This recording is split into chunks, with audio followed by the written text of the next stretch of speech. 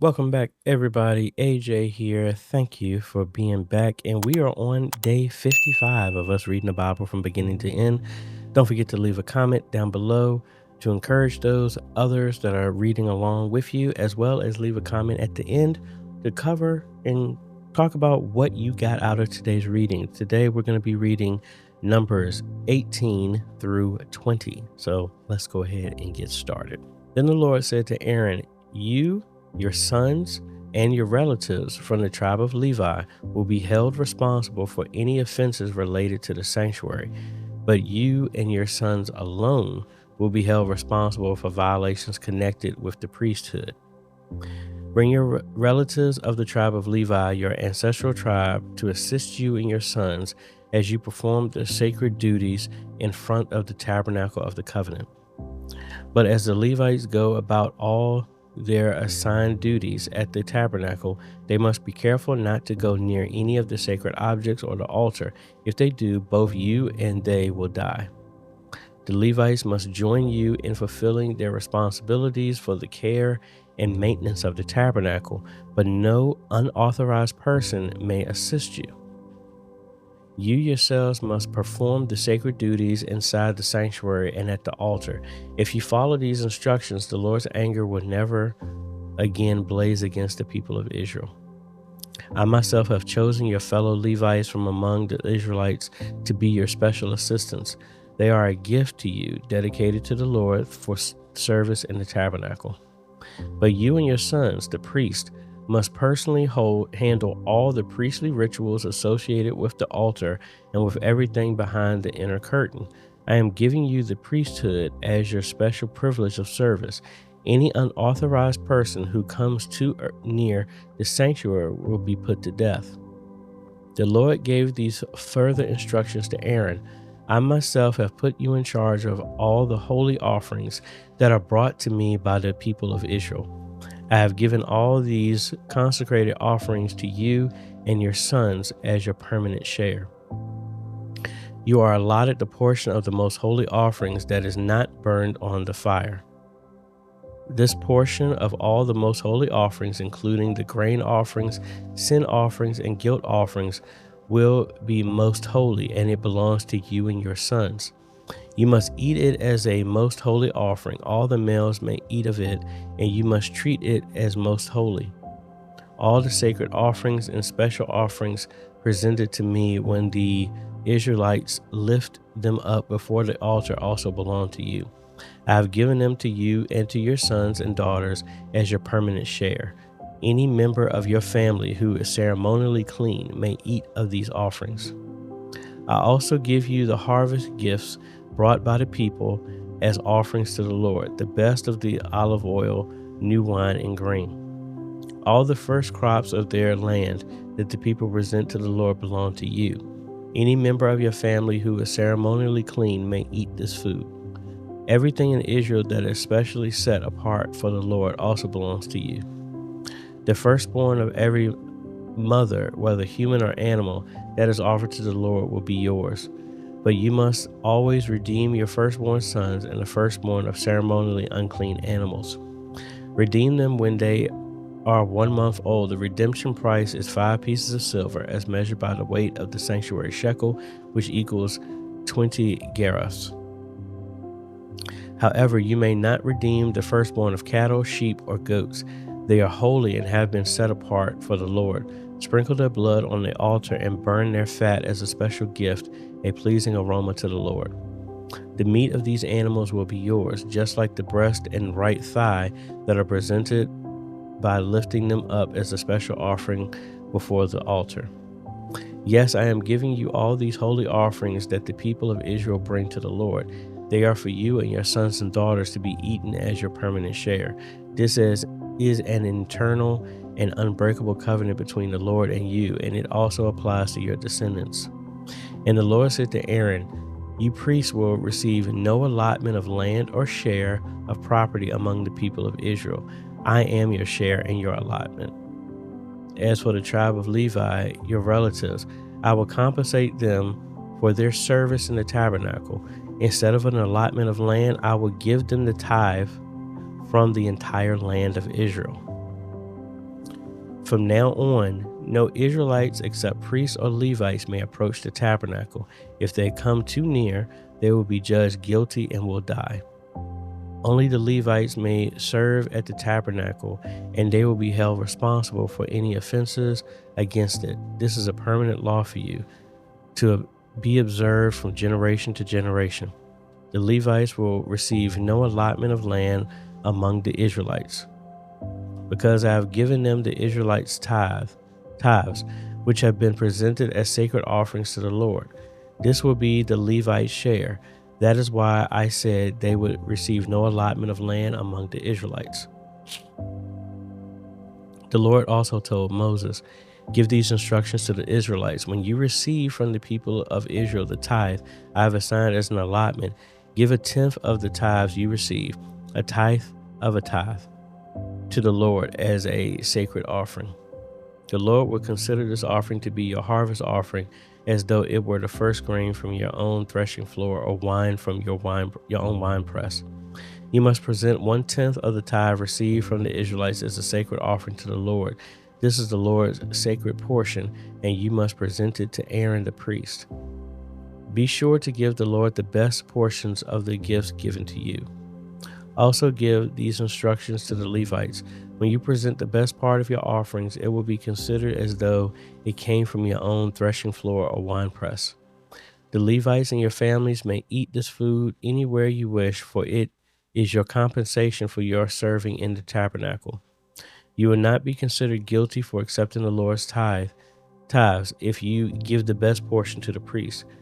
But be careful not to treat the holy gifts of the people of Israel as though they were common. If you do, you will die." All right, chapter 19. The Lord said to Moses and Aaron, "Here is another legal requirement commanded by the Lord. Tell the people of Israel to bring you a red heifer, a perfect animal that has no defects and has never been yoked to a plow. Give it to Eleazar the priest, and it will be taken outside the camp and slaughtered in his presence. Eleazar will take some of its blood on his finger and sprinkle it 7 times toward the front of the tabernacle. As Eleazar watches, the heifer must be burned, its hide, meat, blood, and dung. Eleazar the priest must then take a stick of cedar, a hyssop branch, and some scarlet yarn and throw them into the fire where the heifer is burning. Then the priest must wash his clothes and bathe himself in water. Afterward, he may return to the camp, though he will remain ceremonially unclean until evening. The man who burns the animal must also wash his clothes and bathe himself in water, and he too will remain unclean until evening. Then someone who is ceremonially clean will gather up the ashes of the heifer and deposit them in a purified place outside the camp. They will be kept there for the community of Israel to use in the water for the purification ceremony. This ceremony is performed for the removal of sin. The man who gathers up the ashes of the heifer must also wash his clothes, and he will remain ceremonially unclean until evening. This is a permanent law for the people of Israel and any foreigners who live among them. All those who touch a dead human body will be ceremonially unclean for 7 days. They must purify themselves on the 3rd and 7th days with the water of purification. Then they will be purified. But if they do not do this on the 3rd and 7th days, they will continue to be unclean even after the 7th day. All those who touch a dead body and do not purify themselves in a proper way defile the Lord's tabernacle, and they will be cut off from the community of Israel. Since the water of purification was not sprinkled on them, their defilement continues. This is the ritual law that applies when someone dies inside a tent. All those who enter that tent and those who were inside when the death occurred will be ceremonially unclean for 7 days. Any open container in the tent that was not covered with a lid is also defiled. And if someone in an open field touches the corpse of someone who was killed with a sword or who died a natural death, or if someone touches a human bone or a grave, that person will be defiled for 7 days. To remove the defilement, put some of the ashes of the burnt purification offering in a jar and pour fresh water over them. Then someone who is ceremonially clean must take a hyssop branch and dip it into the water. That person must sprinkle the water on the tent, on all the furnishings in the tent, and on the people who were in the tent, also on the person who touched a human bone, or touched someone who was killed, or who died naturally, or touched a grave. On the third and seventh days, the person who is ceremonially clean must sprinkle the water on those who are defiled. Then on the seventh day, the people being cleansed must wash their clothes and bathe themselves, and that evening they will be cleansed of their defilement. But those who become defiled and do not purify themselves will be cut off from the community, for they have defiled the sanctuary of the Lord. Since the water of purification has not been sprinkled on them, they remain defiled. This is a permanent law for the people. Those who sprinkle the water of purification must afterward wash their clothes, and anyone who touches the water used for purification will remain defiled until evening. Anything and anyone that a defiled person touches will be ceremonially unclean until evening. And our last chapter, 20. In the first month of the year, the whole community of Israel arrived in the wilderness of Zin and camped at Kadesh. While they were there, Miriam died and was buried.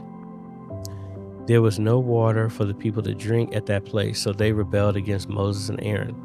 The people blamed Moses and said, "If only we had died in the Lord's presence with our brothers. Why have you brought the congregation of the Lord's people into this place, into this wilderness to die along with all our livestock? Why did you make us leave Egypt and bring us here to this terrible place? This land has no grain, no figs, no grapes, no pomegranates, and no water to drink." Moses and Aaron turned away from the people and went to the entrance of the tabernacle, when they fell face down on the ground.